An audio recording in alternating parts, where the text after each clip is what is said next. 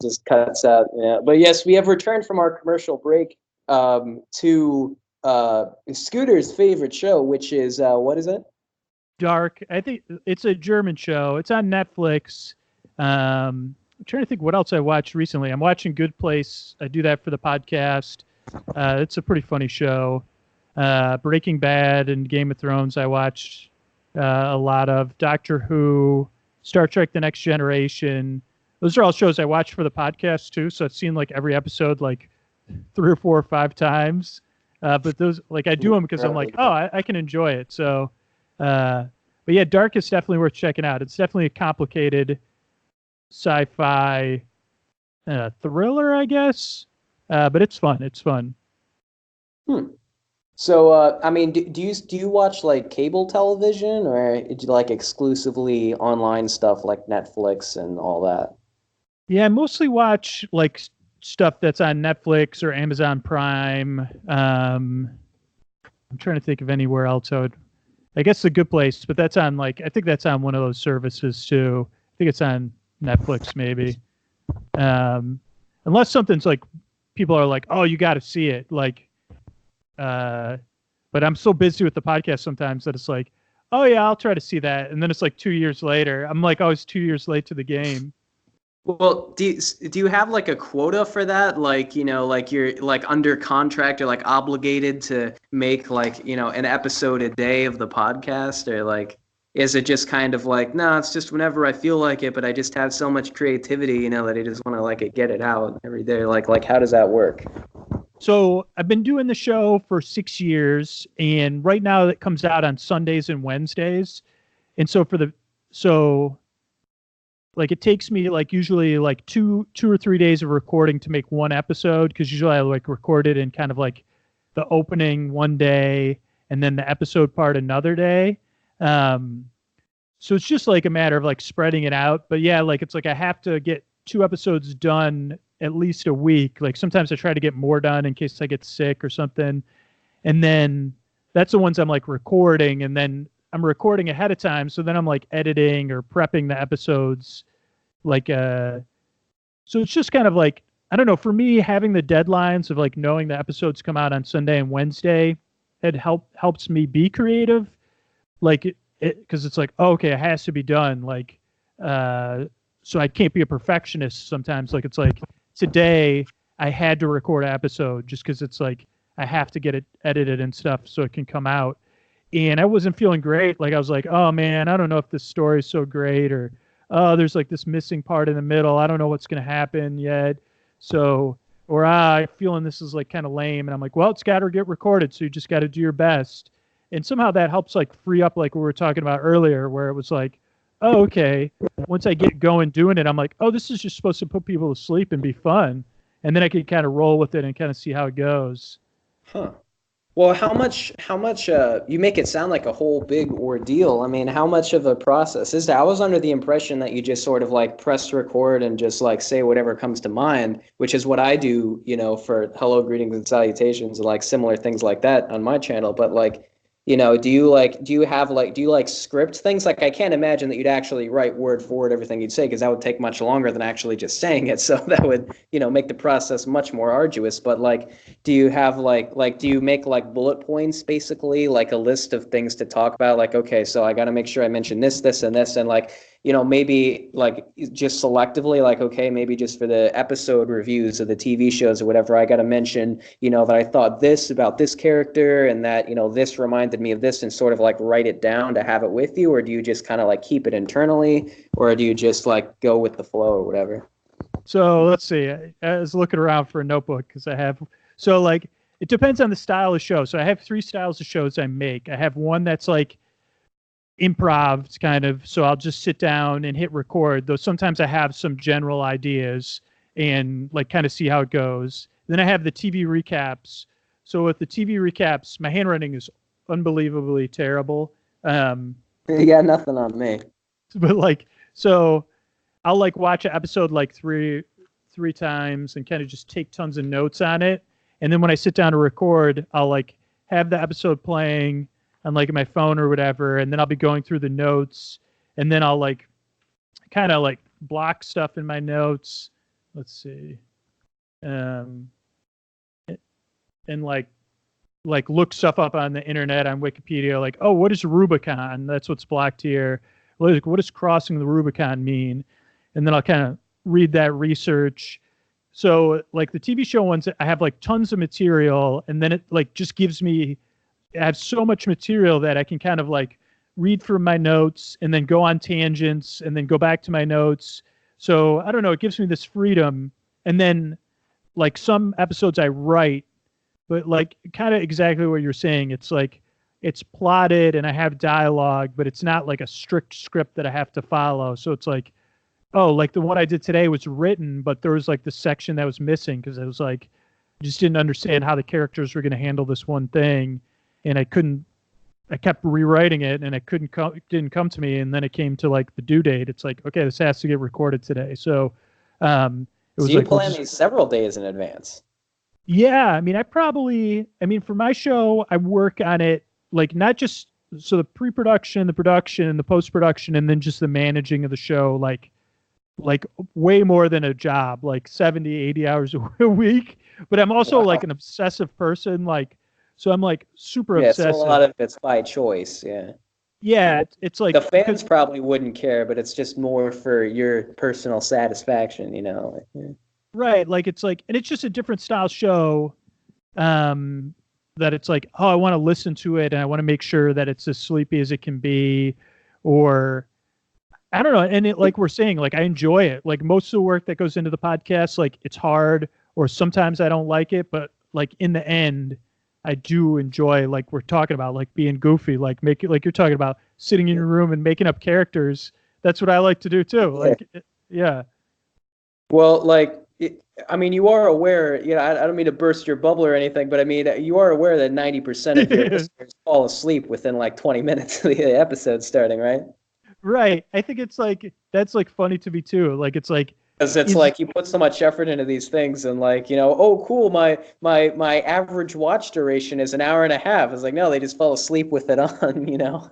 yeah. Yeah. I think like But there, it's every either, once in a while, you'll get that comment that's like, "Ooh, that line at 57:22," you know, and it's just like, you know, I bet then it's like, you know, it's you know, like it feels good then, like, ah, yes, some people, but in a way, then it might also discourage you because like, oh no, they didn't fall asleep, you know, I failed. well, there's like, so I guess like part of me wonders, like, one, am I insane, like Don Quixote? And I'm just like, oh, I'm just going to put all this work into the show and it really doesn't do anything. But then it's like, well, I enjoy it. But then two, part of me is like, I think having the episodes be fully complete, like helps people not listen to them in some weird way. It's like this paradox. Like, it's like, oh, some part of your lizard brain can sense that the episode is a complete story. So it's like, oh, I don't have to listen to this because I know the story's complete. Where um, if it was like half a story or something, the lizard brain would be like, hey, wait a second, this isn't going anywhere. And then I do have a small sliver of listeners that have like chronic insomnia that are not going to sleep at all. So even though it's like a very small percentage of people, like that, they're listening no matter what because they can't fall asleep. So it's like, I guess I make the show for all of those reasons together. And then it's like kind of funny to be like, am I doing something completely pointless? Like it's like this weird rebellion. It's like, well, I don't Well, care, I guess. Like, yeah. Well, in a way, I would imagine making the podcast and especially like immersing yourself in it as much as you do, apparently, because I had no idea. I just thought it was like a fun little thing that you had going, but like, no, this is like the main thing of your life, apparently. But it's like, you know, like just immersing yourself into it as much as it does. I would imagine, like, if nothing else, like even if there was no audience, if you had like 7 subscribers and you still like did all of this. I would imagine it would have personal benefits for yourself, like making you more creative. You know, like every once in a while, like I'll make, like I just use Hello Greetings and Citations as an example on my channel because it's the thing that's most similar to what you do.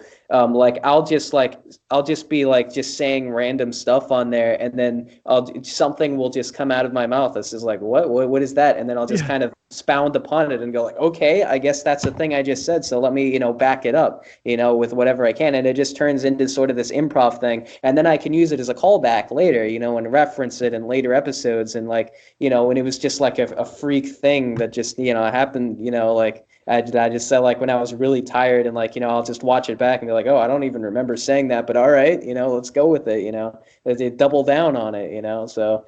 Like I would imagine that would happen for you, like in the show, like, when you like go off script or whatever, or say something like it would boost the creativity because it's just like when you exercise, it gets easier and easier each time. And so eventually your body kind of just gets used to it. Like if you're just creative all the time, and just coming up with original content nonstop, eventually I would imagine your brain's just like that all the time. And eventually you just go into that mode, like, you'd be easier to shift between the different characters and personas that you'd have and everything. And like, it would just sort of like enrich your life, So I feel like even if you didn't have any subscribers, you would probably still put the same amount of effort into it anyway, because like I mean, do you notice those kind of benefits? Like, do you notice being more creative since starting the podcast, or do you notice like it's been draining you or something, or like, oh no, after I'm done with that, I'm wiped and I just want to do nothing, like what is it? I mean, I think like it's really important what you're saying, and I think like it's very mature what you're saying in the sense of like I definitely feel like it impacts me and brings me joy and like it helps my creativity. But I also think like there's this sense in the world of like that stuff's not important. Oh, that's kid stuff or whatever. Or like people become so serious as adults and they become cold. And I think like there's this necessity to like take this little part of you.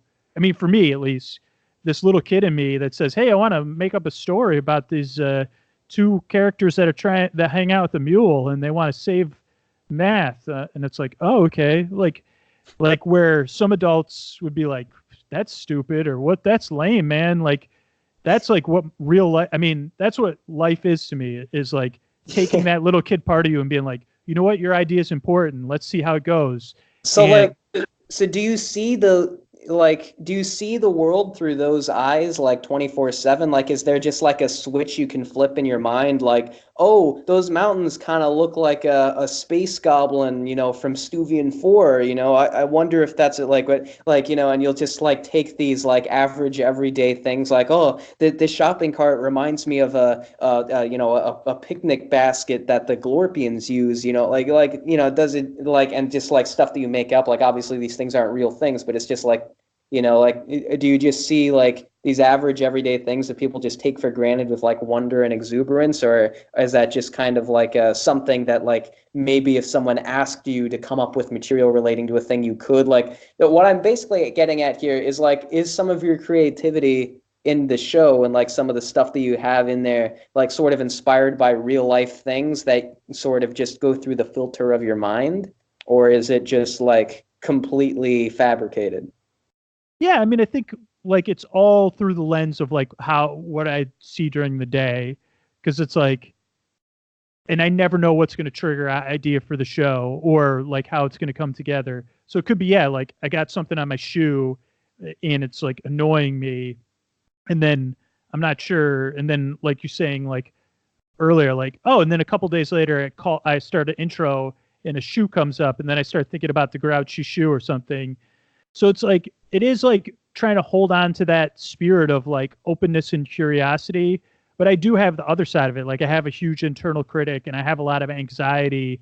So it's almost like having a lot of personalities is just how it feels to me, in like Hmm. trying to manage those personalities. Like so sometimes I'm feeling relaxed and creative and watching the clouds, or sometimes I'm like, wow, we got to hurry up and do that. What is this? Like, and some part of me is yelling at me. So it's like when I'm in a good place, it's like I'm open to that kid spot and like, hey, let's see. Or maybe sometimes I'm like balancing things. I'm like, oh, okay, I realize like our life's a disaster and everything's doomed. But hey, look at that water there. What's that floating in the water? Oh, what would happen if we Yeah. had gills? Like, so Yeah. yeah. In a way, I would imagine sort of a nihilistic, perhaps even anarchist attitude would maybe like one of the routes that could take, because that's sort of like a root of a tree that could extend to several different branches depending on the person. I feel like one of the ways that could go is just sort of saying, okay, if nothing matters, why not? I give something a subjective meaning. And since, there's nobody can prove or disprove anything, just be like, well, this is how I choose to think things are, and like, all right, and just make it like really immature and childlike and just be like, yeah, well, this and that, and, dragons and, the aliens and monsters and whatever. Yeah, and I think like sometimes when you're telling stories that you think are nonsensical, it is like dreaming in some sense that later on you see some deeper meaning in it, like because it's like, oh, I didn't even realize that. Uh like or like I'll listen to an episode that's a couple years old and I'll hear it in a kind of different way and I'll be like, oh, like I knew when when I listened to that episode I was struggling with this, and now I can kind of see like, oh, that's why that dragon fire didn't work because I was feeling that way or something. And it's like, And it's like you take it out on the characters, right, right. Like, yeah, I'm feeling self-deprecating today. I'm just gonna have, one of my characters just relentlessly insult one of my other characters in the next episode, like, Yeah, but yeah, yeah. do you like what's like if like do you drink soda? I do. I do. I'm like, I try to only drink it on the weekends, but I am a soda drinker. Yes. Gotta mark your calendar, Yeah, soda yeah. day. But what are some of your favorite sodas? Oh boy, like which sodas are my favorite? Uh, I mean, I like it depends on what time of day it is. Like if it's like the middle of the day, I'm definitely into a caffeinated soda, Dr. Pepper, cherry Pepsi, cherry Coke. If there's no cherry Pepsi, those would be the big brand sodas. I like root beer at night. Mountain Dew's always good if you really need to pick up.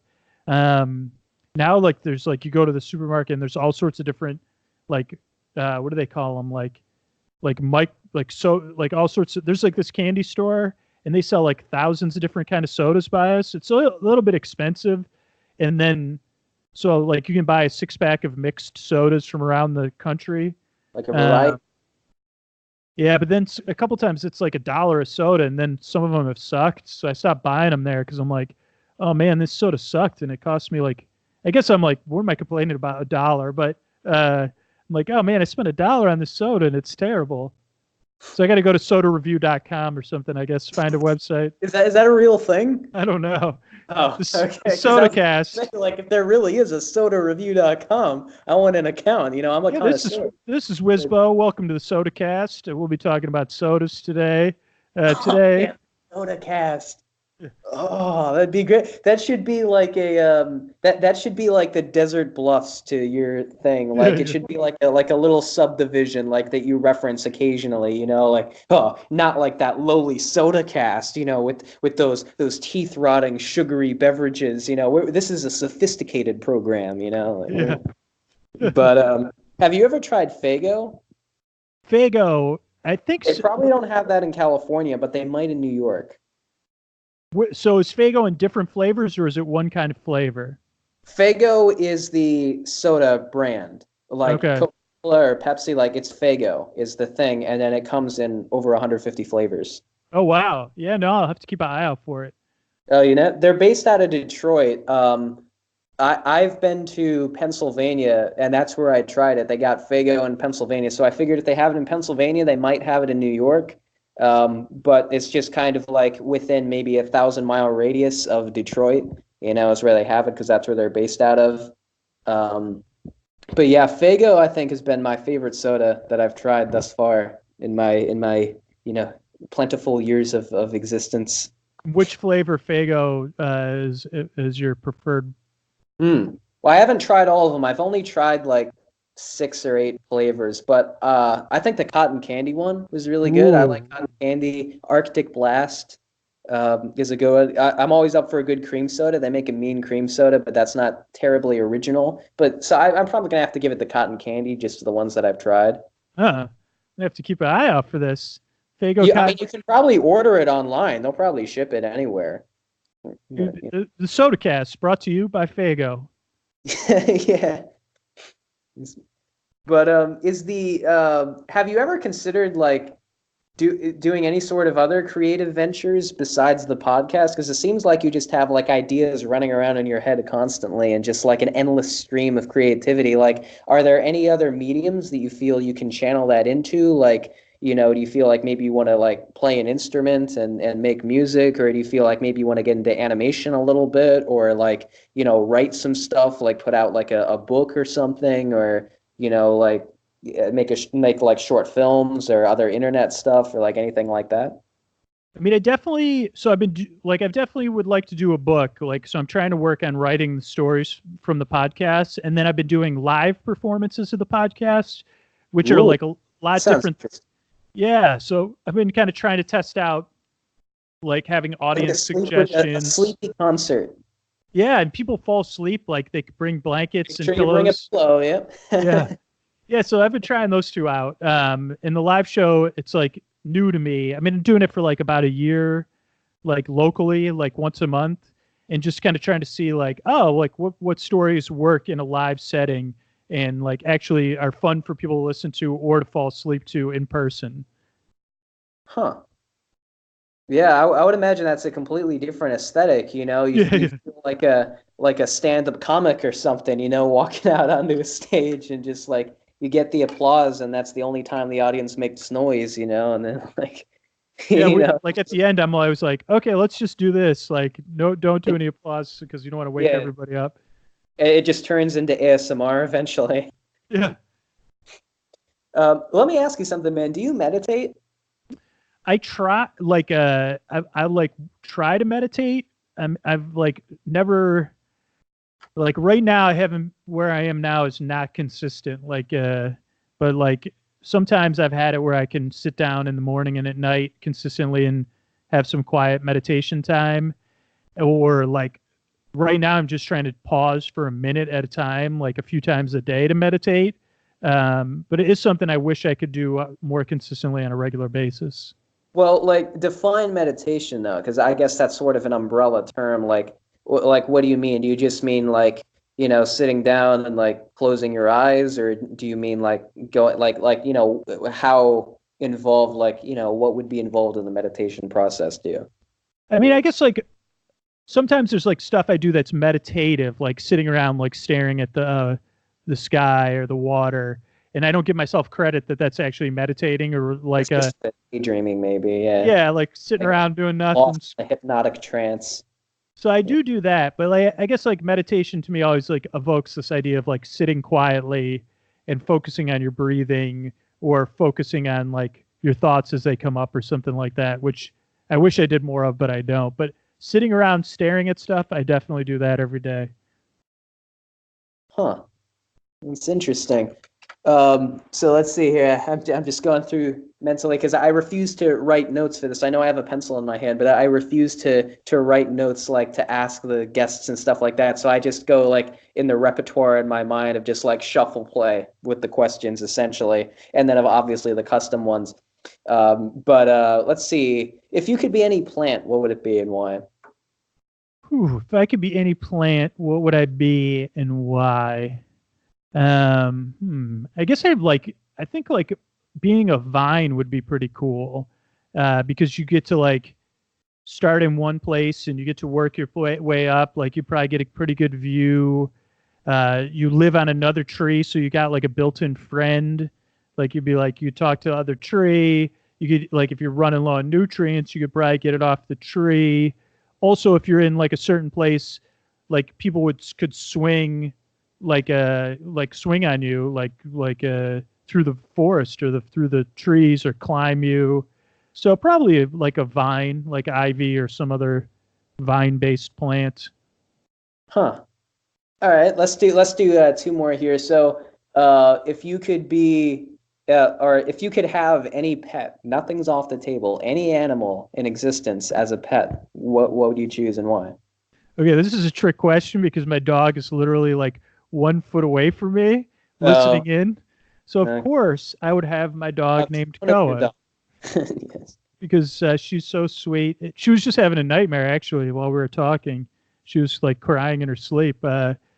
I, Other sorry, I didn't mean to bring up, 40 pants and Wizbo and all that. I didn't realize. I forgot it could be a sensitive topic for some creatures. Yeah, she was just probably listening to me talking, and she's like, "Please stop! You're giving me nightmares with your chattering." Well, is there only like one room in the house, or you Just know? she likes to be in the same room as a human. She's like one of those dogs that's like, if I go in another room, she'll come with me and like lie there. Huh. So I guess that's why I'd choose her as my pet because she's my best friend, right, Koa? Yeah, she's asleep. She won't even look at me. All right. See, just your normal talking voice now. People fall asleep too. It's like, Yeah.